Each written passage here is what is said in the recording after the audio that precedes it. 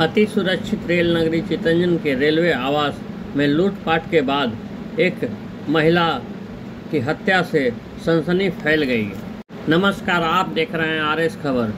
Chitranjan rail नगरी में एक दिल दहला देने वाली हत्या का मामला प्रकाश में आया है। रेल नगरी के रोड नंबर 28B के क्वार्टर नंबर 46 2D में 56 वर्षीय संचिता चौधरी का लाश संदिग्ध हालत में पुलिस ने बरामद किया। रेल कर्मी प्रदीप चौधरी की पत्नी संचिता चौधरी अपने घर में मृत पाई गई। कमरे के सभी अलमीरा टूटे और सारा सामान बिखरा था। हत्या की खबर मिलते ही चितरंजन पुलिस ACP उल्टी और RPF दल बल के साथ घटनास्थल पर पहुंचे। मामले की जांच शुरू कर दी।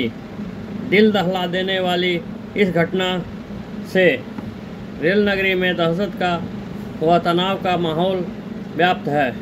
हालांकि पुलिस ने घटनास्थल का घेराबंदी कर महत्वपूर्ण साक्ष्य एकत्र करने के लिए फॉरेंसिक टीम को बुलाया है। पुलिस की प्रारंभिक जांच से पता चल रहा है कि हत्या धारदार हथियार से किया गया है।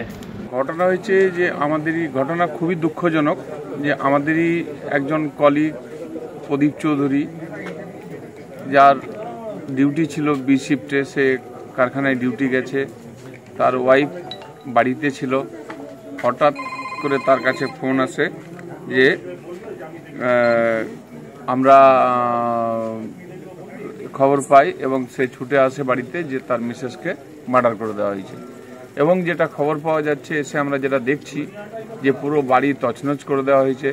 আলমারি ফালমারি সমস্ত কিছু ভেঙে তার জিনিসপত্র লুটপাট করা হয়েছে এবং নৃশংসভাবে মার্ডার করা হয়েছে।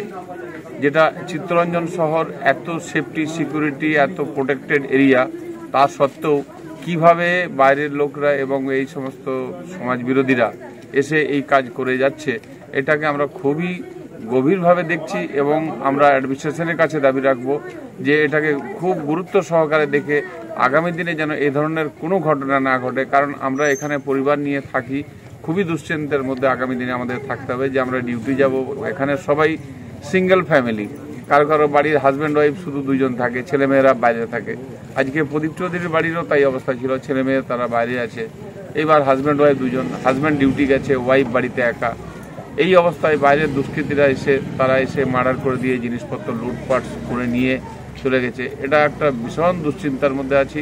আগামী দিনে যাতে এই ধরনের ঘটনা না ঘটে আমরা অ্যাডমিনিস্ট্রেশনের কাছে আমরা দাবি রাখবো এবং আমাদের যে স্থানীয় পুলিশ প্রশাসন আছে তাদেরকেও করব যে তাদের ভীষণভাবে যে এই খুনিদের যেন অবিলম্বে ধরা হয় এবং তাদের যথোপযুক্ত শাস্তির ব্যবস্থা করা হয়, যাতে আমরা সুরক্ষিতভাবে এখানে থাকতে পারি।